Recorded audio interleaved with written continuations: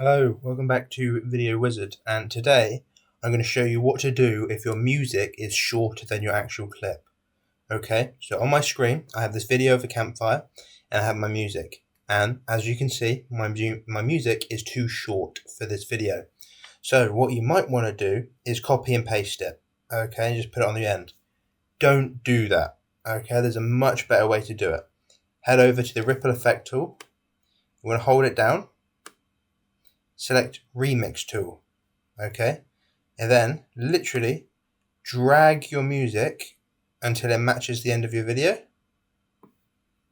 wait for it to load, and then there you go, your music has been remixed so it lasts as long as your video. Thank you very much for watching. Have a great rest of your day.